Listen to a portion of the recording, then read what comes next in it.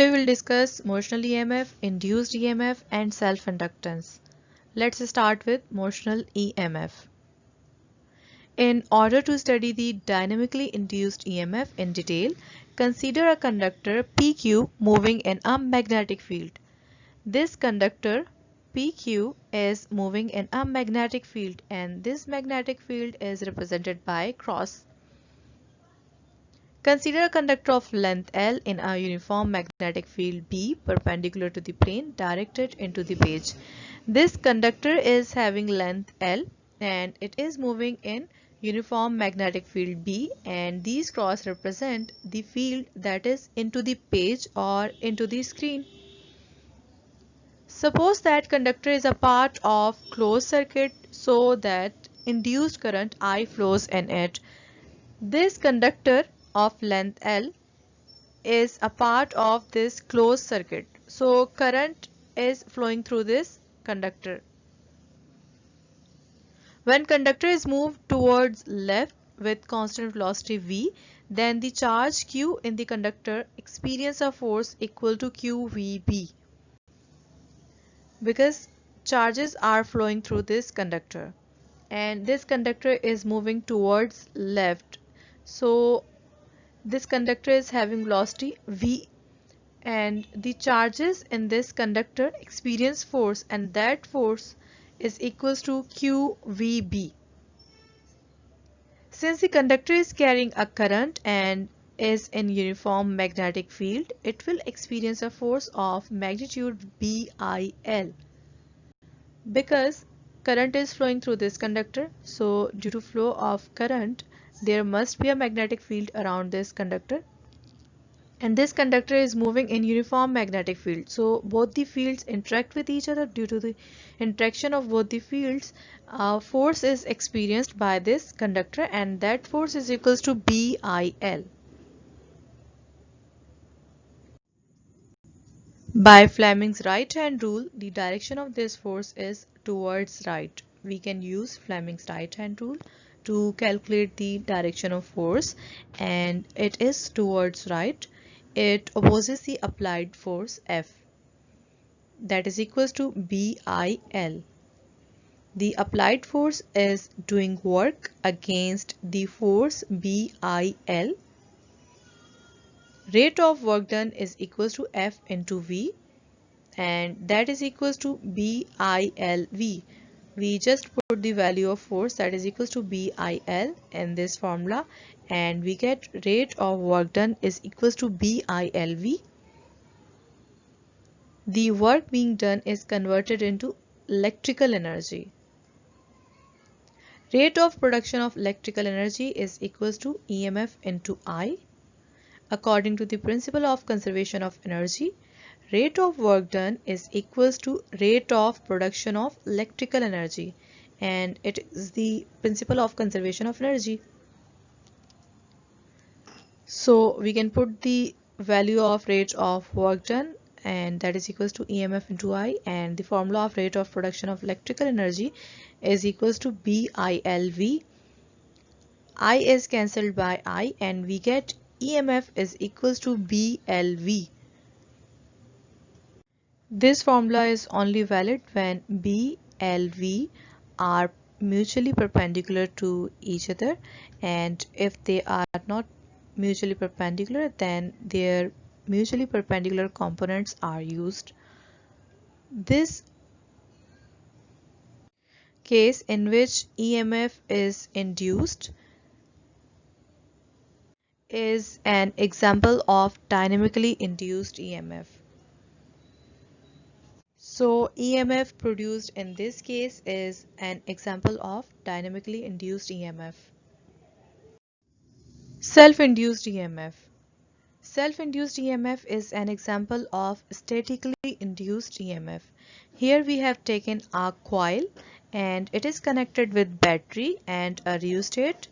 Current is flowing through this coil, and due to flow of current there is magnetic field through this coil, that is represented by B. The given figure shows current carrying coil and magnetic field established through the coil. If current in the coil changes, then the flux linking the coil also changes. Hence, an EMF is induced in the coil. This is known as self-induced EMF. Here the most important point is that when current is changing through this coil, due to the change in current through this coil, magnetic flux linked through this coil also changes. So EMF is induced, and this EMF induced is known as self-induced EMF. We know that whenever flux linked through the coil changes, so we get induced EMF through that coil. So here, due to the change in current, magnetic flux linked through this coil changes. So we get induced EMF through this coil, and this induced EMF is known as self-induced EMF.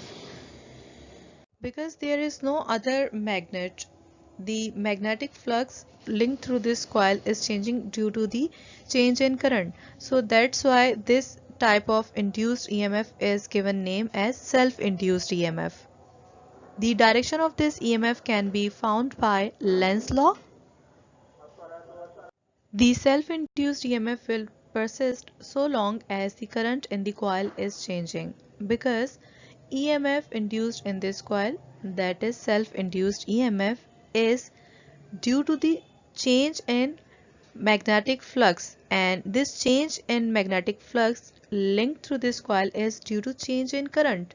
When change in current is zero or current is constant, then there will be no change in magnetic flux linked through this coil. So when magnetic flux will be constant, then we have constant magnetic flux and there is no induced EMF. So induced EMF in this coil or self-induced EMF in this coil is only due to the change in magnetic flux or due to the change in current. The EMF induced in a coil due to the change of its own flux linked with it is called self-induced EMF. So the induced EMF in this coil is due to its own flux, on magnetic flux linked with it, and this induced EMF is known as self-induced EMF. Self-inductance. The inductance of a coil can be demonstrated by changing current in it. The property of a coil that opposes any change in the amount of current flowing through it is called its self-inductance or inductance.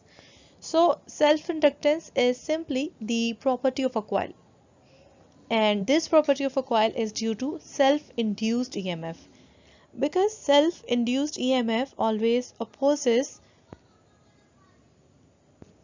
the change in current in the coil. In order to find the expression for magnitude of self-induced EMF and self-inductance, consider a coil of N turns carrying a current of I. When the current in the coil changes, then the flux linking of the coil will also change.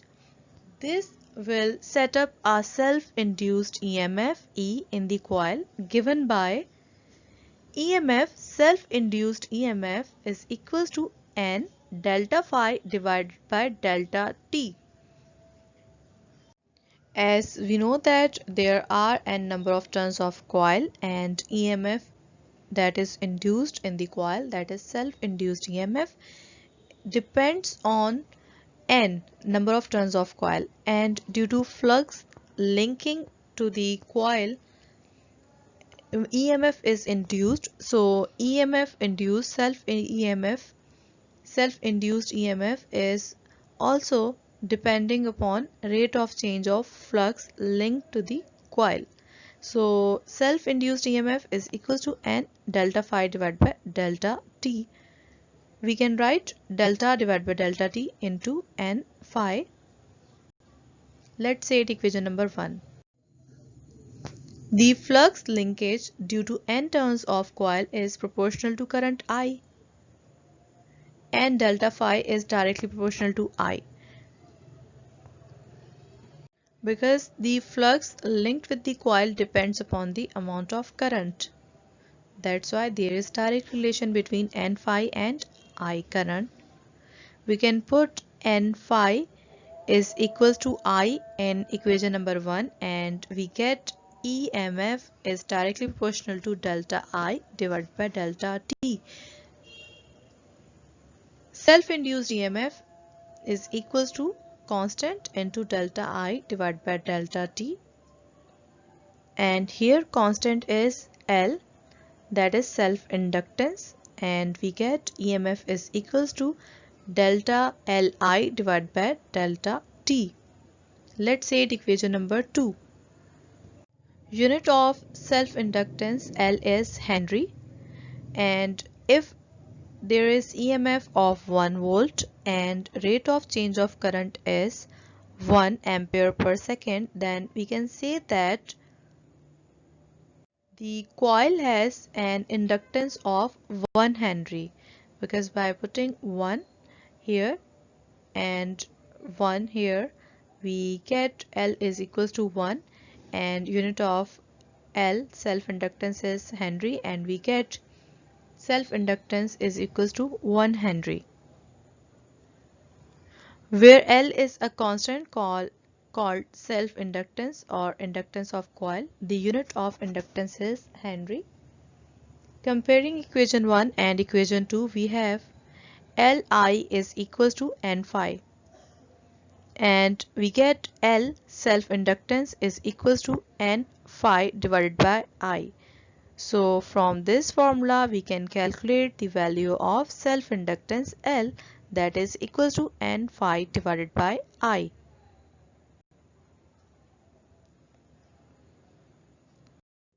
Factors affecting self-inductance. The inductance of coil depends upon the following factors: shape and number of turns of the coil, relative permittivity of the material surrounding the coil. So self-inductance also depends upon the relative permittivity of material, and the rate of change of flux linking the coil. By increasing the self-induced EMF, the self-inductance of the coil also increases.